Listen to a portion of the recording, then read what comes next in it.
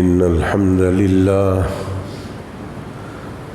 نحمده ونستعينه ونستغفره ونعوذ بالله من شرور أنفسنا ومن سيئات أعمالنا من يهد الله فلا مضل له ومن يضلل فلا هادي له وأشهد أن لا إله إلا الله وحده لا شريك له وأشهد أن محمدًا عبده ورسوله يا أيها الذين آمنوا اتقوا الله حق تقاته ولا تموتن إلا وأنتم مسلمون يا أيها الناس اتقوا ربكم الذي خلقكم من نفس واحدة وخلق منها زوجها وبث منهما رجالا كثيرا ونساء واتقوا الله الذي تساءلون به والأرحام إن الله كان عليكم رقيبا يا أيها الذين آمنوا اتقوا الله وقولوا قولا سديدا يصلح لكم أعمالكم ويغفر لكم ذنوبكم ومن يطع الله ورسوله فقد فاز فوزا عظيما أما بعد فإن خير الحديث كتاب الله وخير الهدي هدي محمد صلى الله عليه وسلم وشر الأمور محدثاتها وكل محدثة بدعة وكل بدعة ضلالة الضلالة في النار. أعوذ بالله السميع العليم من الشيطان الرجيم من همزه ونفخه ونفثه. بسم الله الرحمن الرحيم. الحر يا أيها الذين آمنوا كتب عليكم القصاص في القتلى ولكم في القصاص حياة يا أولي الألباب لعلكم تتقون. كتب عليكم الصيام كما كتب عليكم القصاص يا أيها الذين آمنوا كتب عليكم القصاص في القتلى الحر بالحر والعبد بالعبد والأنثى بالأنثى ومن عفي له من أخيه فاتباع بالمعروف وأداء بإحسان ذلك تخفيف من ربكم.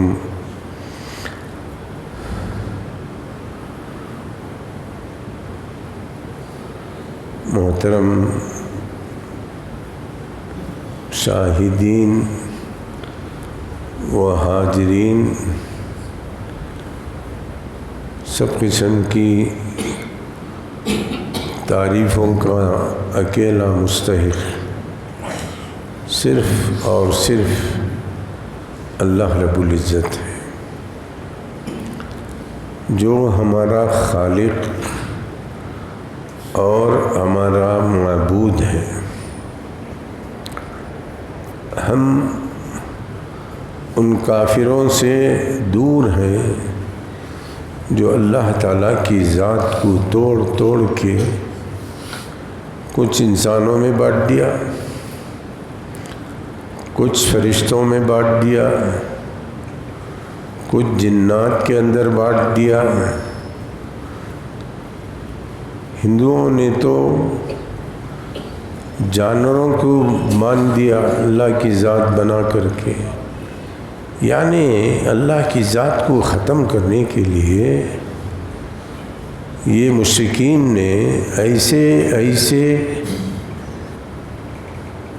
معاملات ڈھونڈے ہیں جن کو سننے کے بعد ہنسی آتی ہے. مگر یہ لوگ ایسی ہنسنے والی چیزوں پر روتے بھی ہیں، پلاتے بھی ہیں اور اسے بڑا بھی سمجھتے ہیں.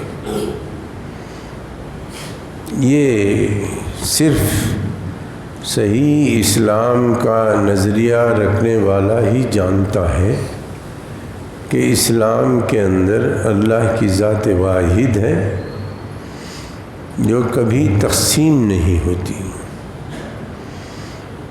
انہی لوگوں کا یہ قول ہے، ہر آدمی اللہ کی عبادت کرنا چاہتا ہے، جس راستے سے اسے اسلام کے اندر آنا پسند ہے وہ راستہ الگ الگ کر لیا۔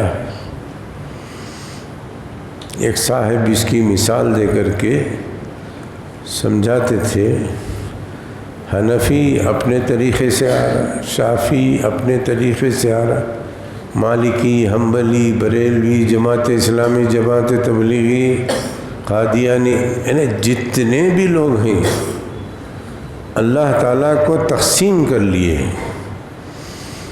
صرف خالص مسلمان ہے جو اللہ تعالیٰ کی تقسیم نہیں چاہتا، اسی کو ذات واحد کہتے ہیں۔ اللہ ایک ذات ہے، ایک سے زیادہ نہیں ہے، اسے پہچانو، تبھی تو وہ مومن بنتا ہے، نہیں تو مشرک بن جاتا ہے۔ بہرحال عقیدے پر بیان دینا انشاءاللہ میرے پروگرام میں ہے، جب اس کی باری آئے گی تو آپ کو اللہ کی ذات کو سمجھاؤں گا، پھر اللہ کی صفات کو بھی سمجھاؤں گا، پھر اللہ کے اسماء حسنی کو بھی سمجھاؤں گا انشاءاللہ۔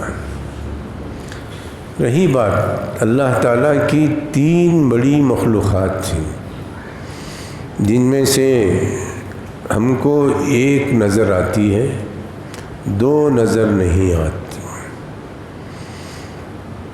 ایک نظر آنے والی انسان ہے، جن کو دوسرا انسان دیکھ سکتا ہے، اگر سامنا ہو تو اس سے بات چیت بھی کر سکتا ہے، اور اپنی ضرورتیں وہ ان سے پورا کرتا ہے، یہ ان سے پورا کرتا ہے۔ یہ انسان کی ذات ہے۔ دوسری مخلوق ہے، اللہ تعالیٰ نے اسے جن اور شیطان میں تقسیم کر دیا ہے، اور یہ کبھی کبھی کسی کو نظر آتی ہے۔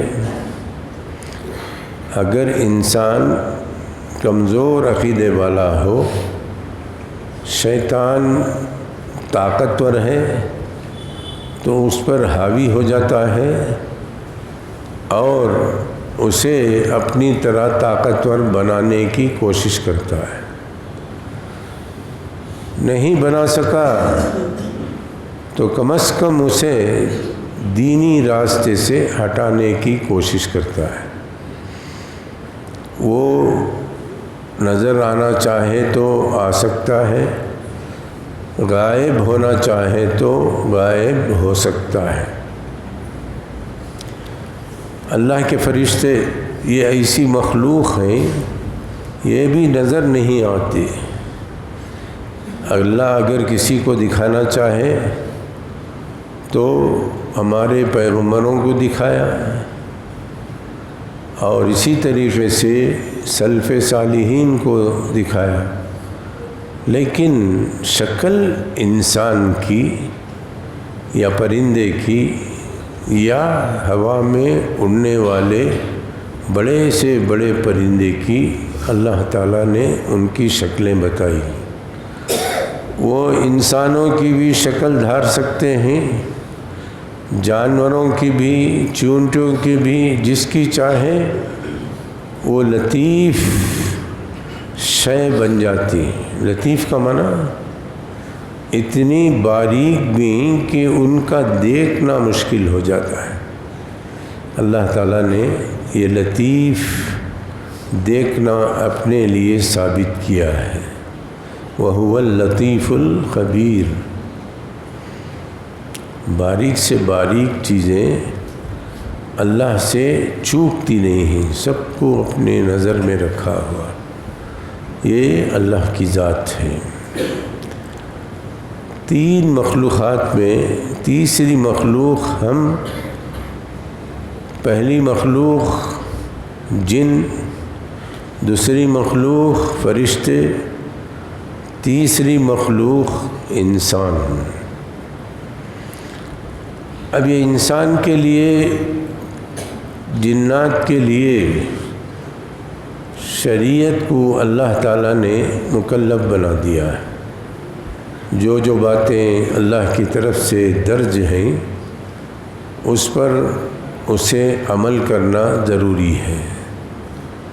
اگر وہ باغی بن کر کے، نافرمان بن کر کے اللہ تعالیٰ کو نقصان کرنے والا ہے، یہ گمان کرتا ہے، تو سمجھو وہ ڈبل خسارے میں ہے۔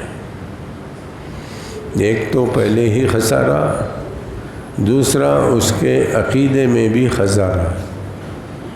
یہ تو فی نار جہنم خالدین۔ جنوں کے اندر بھی مسلمان ہیں، کافر ہیں، مشرک ہیں، فرقے ہیں۔ اللہ تعالیٰ نے کلام پاک کے اندر فرما دیا وَأَنَّا مِنَّا الْقَاسِطُونَ وَمِنَّا الصَّالِحُونَ۔ ہم میں صالح بھی ہیں، ظالم بھی ہیں۔ اللہ نے ان کا ذکر کر کے فرمایا صالحین کو جنت ملے گی، اور فاسق، فاجر، باغی، یہ قسم کو اللہ تعالیٰ جہنم میں ڈال دے گا۔ یہ قرآن حکیم کی آیت ہے۔ وَلَقَدْ ذَرَأْنَا لِجَهَنَّمَ كَثِيرًا مِنَ الْجِنِّ وَالْإِنسِ۔ ہم نے انسانوں اور جنوں کو جہنم کے لیے پیدا کر دیا ہے۔ وہ ویسے ہی کام کریں گے جو جہنم میں جانے کے لائق ہے، اور وہ جب عمل کریں گے تو اللہ تعالیٰ ان سب کو جہنم میں اٹھا کر کے ڈال دے گا۔ دوسری آیت میں فرمایا لَأَمْلَأَنَّ جَهَنَّمَ كَثِيرًا مِنَ الْجِنِّ وَالْإِنسِ۔ میں جہنم کو بھر دوں گا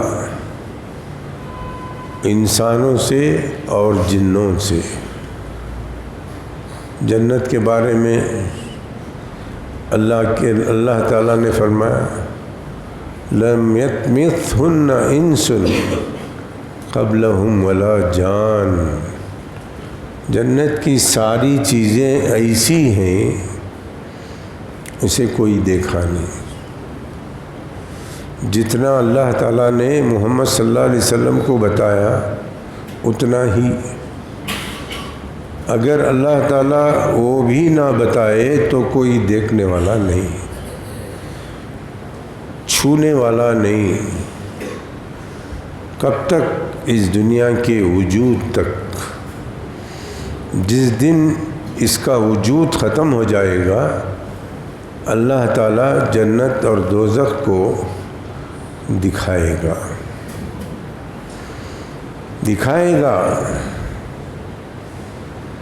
تو جنت کی تعریف کرتے ہوئے اللہ کے نبی صلی اللہ علیہ وسلم نے فرمایا ما لا عین رأت ولا اذن سمعت ولا خطر علی قلب بشر۔ جنت ایسی چیز ہے کسی انسان نے نہیں دیکھی، کوئی بھی نہیں دیکھی،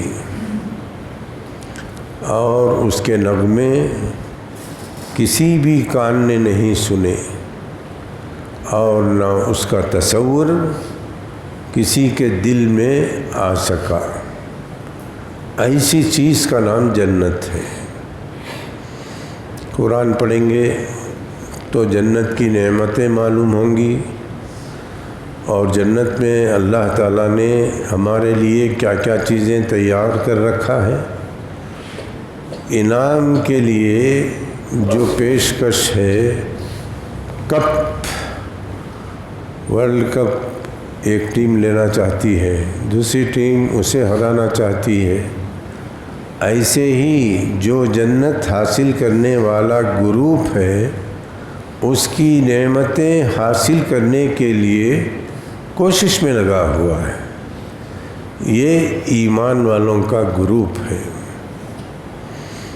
تو آپ کی کوشش بیکار نہ ہو، کام آ جائے اور آپ اللہ کے نزدیک اس حیثیت سے اس کے اہل بن جائیں۔ تو میں بتا رہا تھا انسان اور جن ایک ہی جگہ رہتے ہیں، انسان نظر آتا ہے، جن نظر نہیں آتا۔ پاخانے کو جب انسان بیٹھتا ہے، اللہ کے نبی صلی اللہ علیہ وسلم نے ستر کرنے کا بڑا سختی سے حکم دیا۔ کیوں؟ شیطان، اس کا قبیلہ تم کو دیکھتا ہے اور تم ان کو نہیں دیکھتے۔ یہ کیا کرتا ہے؟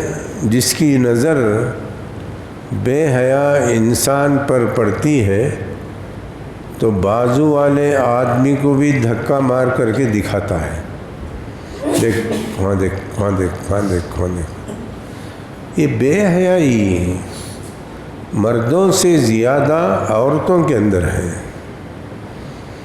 عورت تو سمجھتی ہے کہ میں عورت کے سامنے عورت ہی ہوں، ننگی ہو جاؤں، برہنہ ہو جاؤں، اور میرے جسم کا کوئی بھی شریر نظر آ جائے دوسری عورت کو تو وہ عورت دیکھ سکتی ہے۔ کہاں ہے حدیث میں؟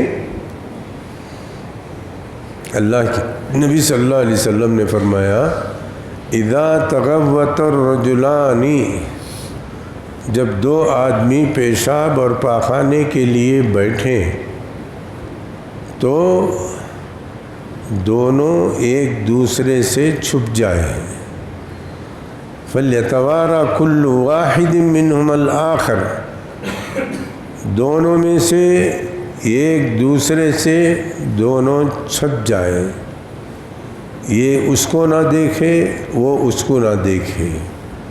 عورت کے لیے بھی یہی حکم ہے، فَإِنَّ اللَّهَ يَمْقُتُ عَلَى ذَلِكَ، اگر اس بے حیائی کے ساتھ تم پیشاب اور پاخانہ کرو گے، سامنے والی عورت برہنہ ہو جائے، آپ اس کے سامنے برہنہ ہو جائے، تو اللہ تعالیٰ تمہارے اوپر غضبناک ہو جاتا ہے۔ کیا فرمایا؟ غضبناک۔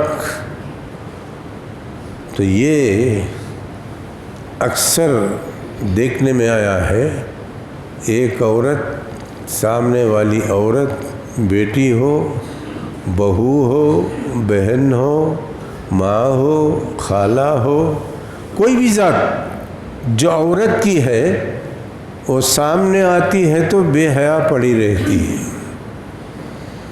اسے شعور نہیں میرے سطر کو کوئی اور عورت دیکھ رہی ہے۔ کیا اسلام نے اس کو حلال کیا ہے؟ نہیں، یہ بھی حرام ہے، یہ بھی حرام ہے، مگر معاشرے میں اتنا عام ہوتا جا رہا ہے جس کی کوئی حد نہیں ہے۔ اللہ تعالیٰ ان ملعونات پر اپنی لعنت بھیجے، اور ہم بھی ان پر لعنت بھیجتے ہیں جو اپنے سطر کی حفاظت نہیں کرتے۔ سطر کا معنی کیا ہے؟ مجبوری کے علاوہ عام طور پر ایک دوسرے سے برابر پردہ کرنا چاہیے۔ یہ رسول اللہ صلی اللہ علیہ وسلم نے بھی فرمایا، اللہ تعالیٰ نے بھی فرما دیا، اور رسول اللہ صلی اللہ علیہ وسلم نے فرمایا کہ جن دیکھتے ہیں، انہو ہوا یراکم وقبیلہ، یہ قرآن میں ہے، شیطان بھی تمہاری شرمگاہوں کو دیکھتا ہے شیطانات بھی دیکھتی ہیں اور اس کی قبیل کی ساری رشتہ داریاں دیکھتی ہیں. اس لیے ان سے ستر کرنے کے لیے دعا پڑھو. سب کو معلوم ہے دعا. اگر میں یہ سوال بیٹھے ہوئے مسلمانوں کے اوپر چھوڑوں گا تو اس میں سے 90% لا علم کا مظاہرہ کریں گے. یہ پڑھنے سے اس کا ستر ہو جاتا ہے. کس سے ستر ہو جاتا ہے؟ جنوں سے، جنات سے. اور وہ بے حیا ہونے سے محفوظ ہو جاتا ہے.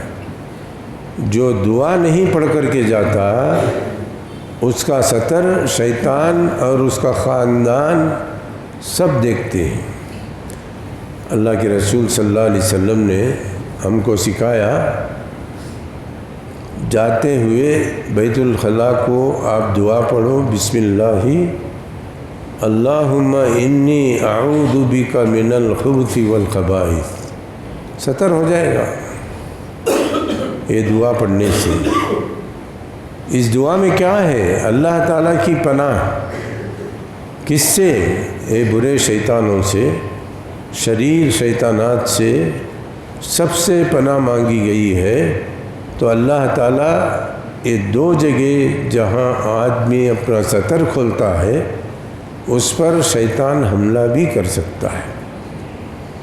سعد بن زرارہ رضی اللہ تعالیٰ عنہ جو انصاری لیڈر تھے،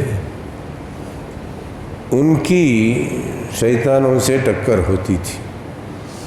ایک دن گھر میں مرے پڑے رہے تو ان کو مشہور کر دیا گیا کہ جنوں نے ان کا قتل کر دیا ہے. مگر جن کو پکڑ کر لایا نہیں گیا. اگر وہ ملتا مارنے والا تو اس سے قصاص لیا جائے گا. بولنے کا مقصد یہ ہے، کوئی جن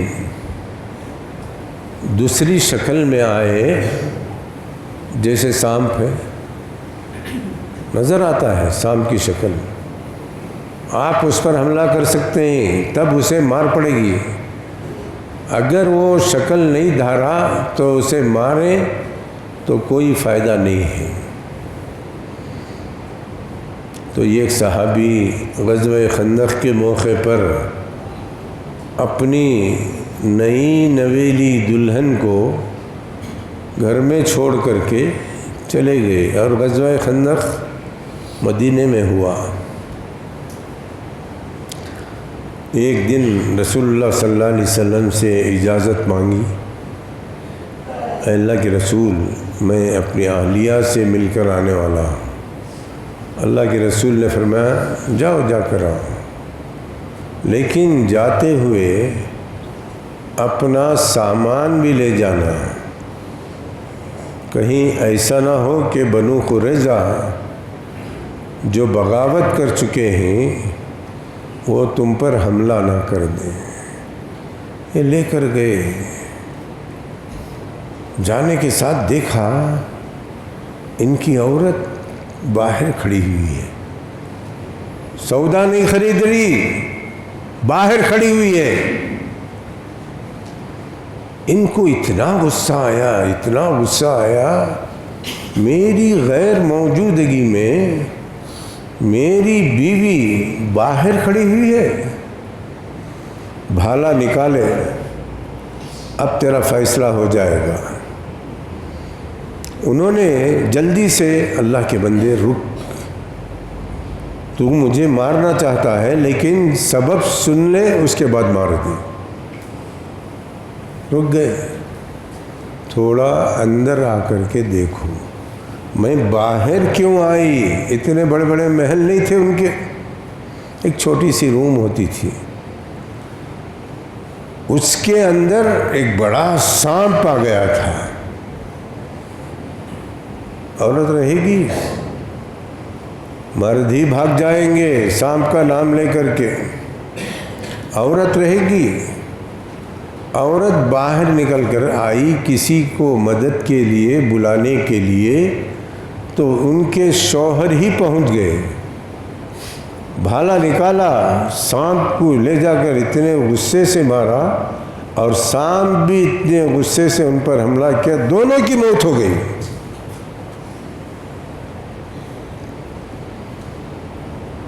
سانپ ان پر حملہ کیا اور اس سانپ پر حملہ کرے، بیوہ ہو گئی وہ عورت۔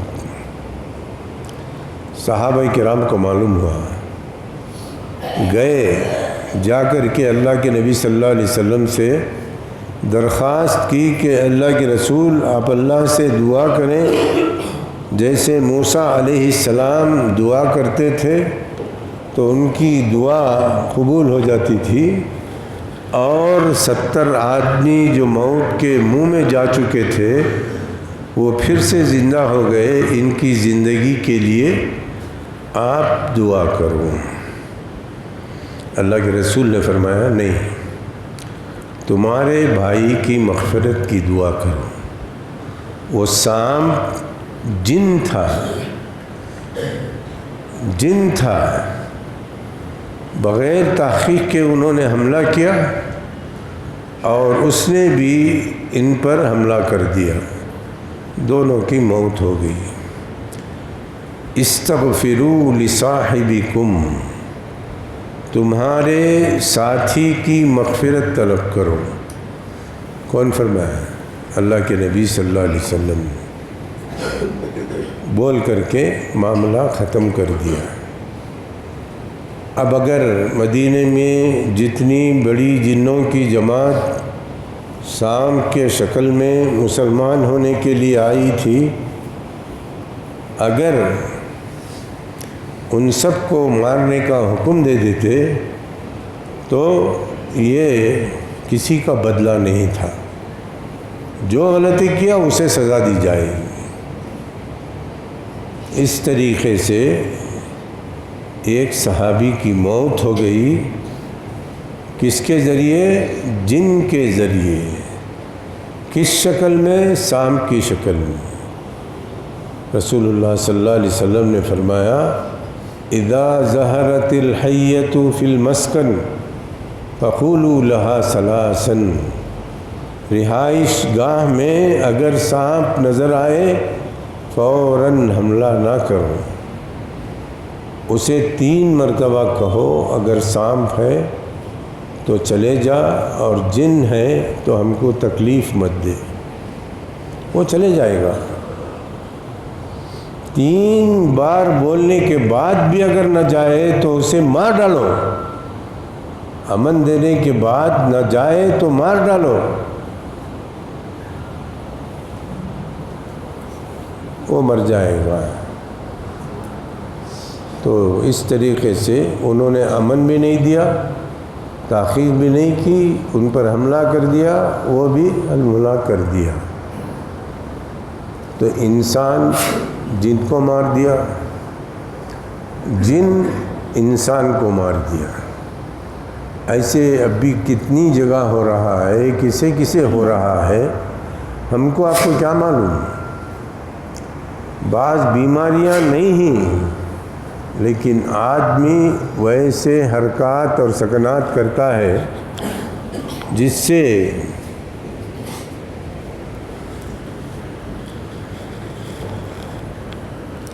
دیکھنے والوں کو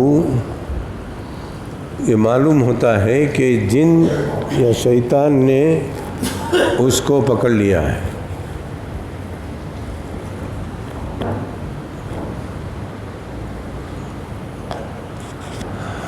یہ تو ہمارے معاشرے میں بہت سے ایسے نظر آتے ہیں، اور اس کے لیے جاہل لوگ، آٹو ڈرائیور، بس کنڈکٹر، وہ بھی جھاڑ پھونک کرنے لگے ہیں، جبکہ ان کو اس کا علم ہی نہیں ہے۔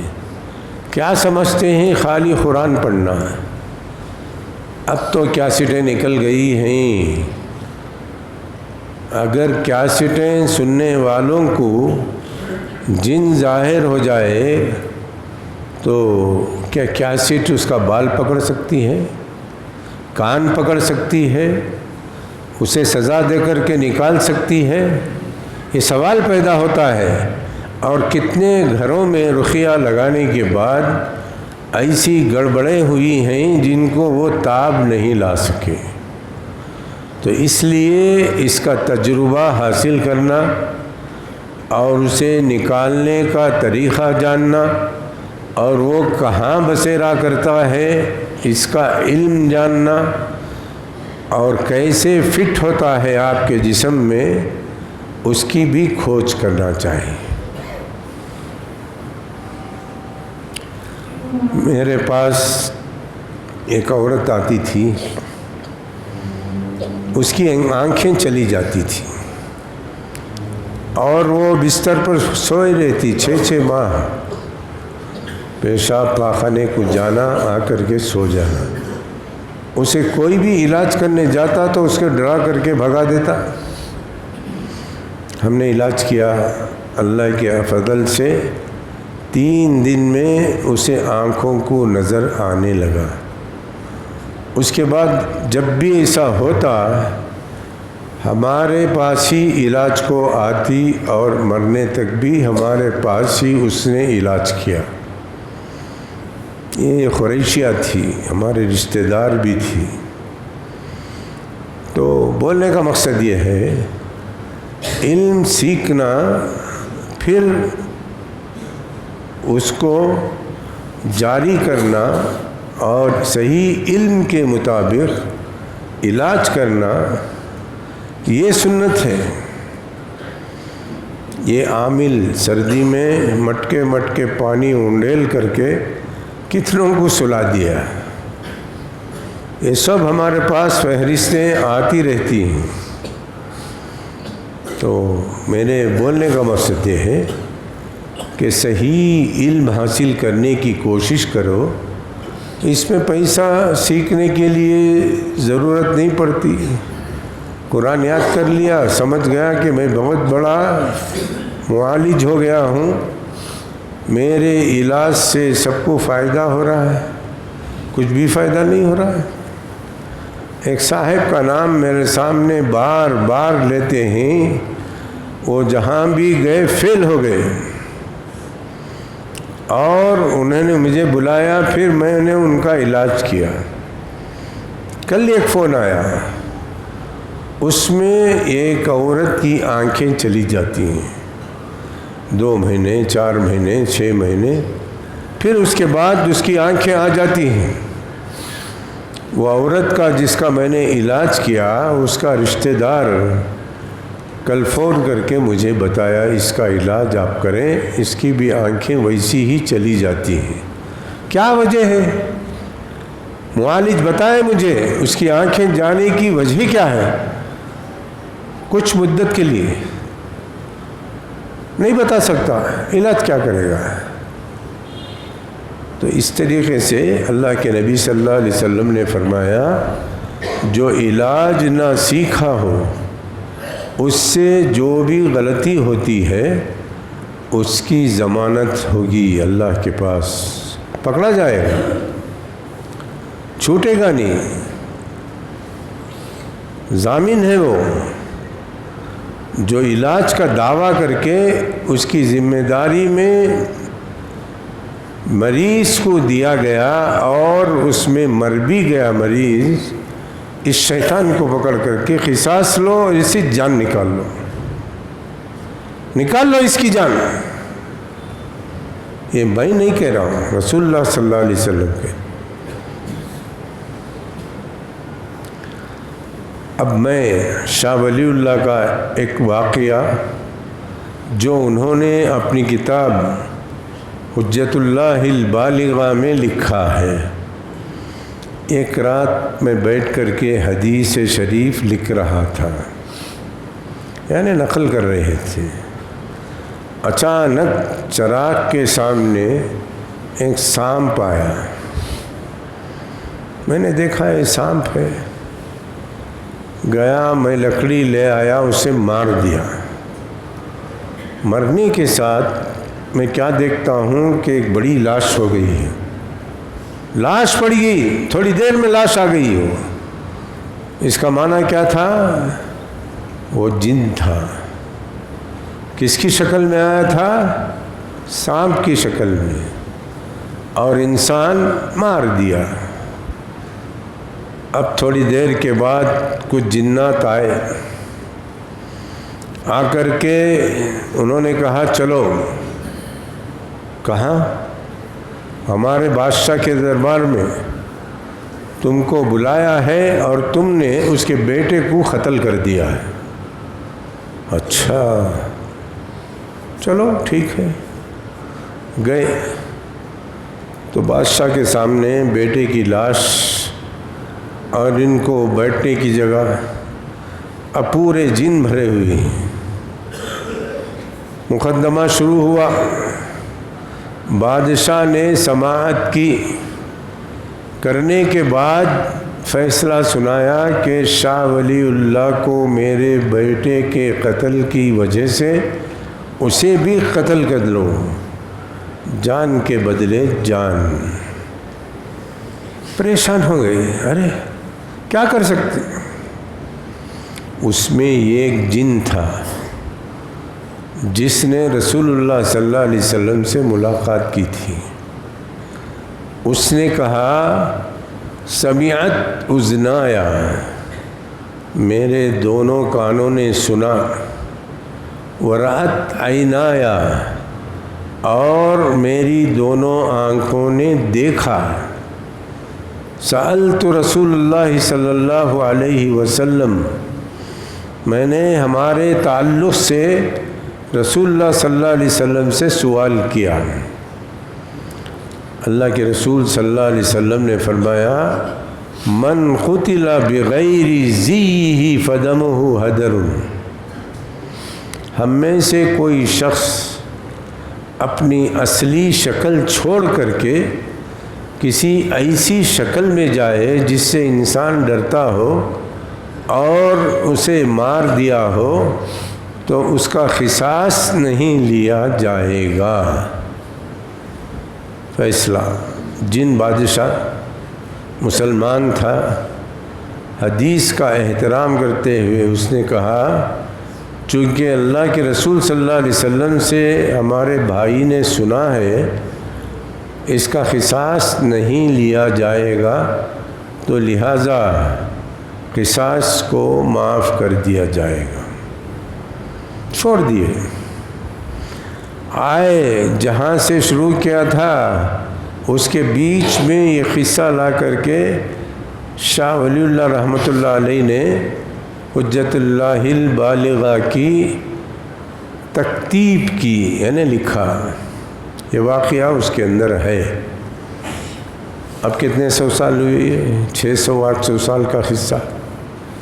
تو بولنے کا مقصد یہ ہے وہ جن کی عمر کتنی بڑی ہوگی، جو رسول اللہ سے ملاقات کیا، مسئلہ دریافت کیا، آپ نے جواب دیا، ایسے موقع پر وہ بات کام آ گئی۔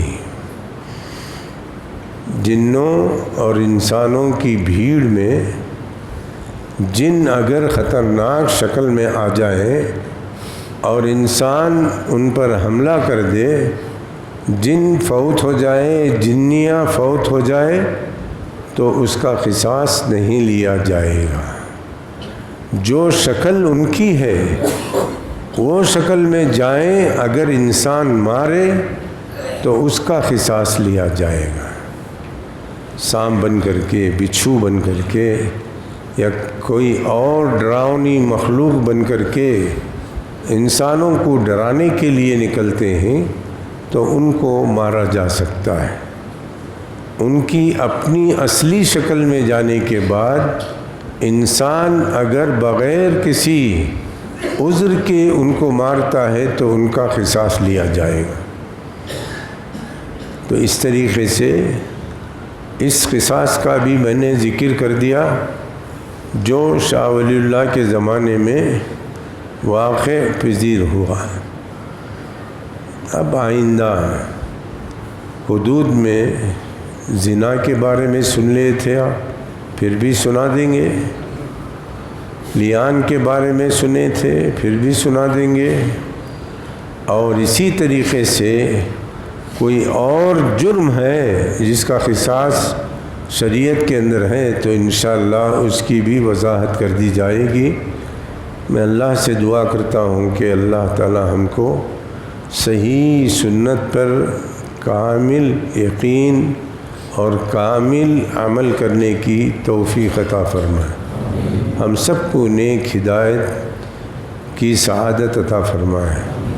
وأقول قولي هذا واستغفر الله لي ولكم ولسائر المسلمين إنه هو الغفور الرحيم ورب حليم۔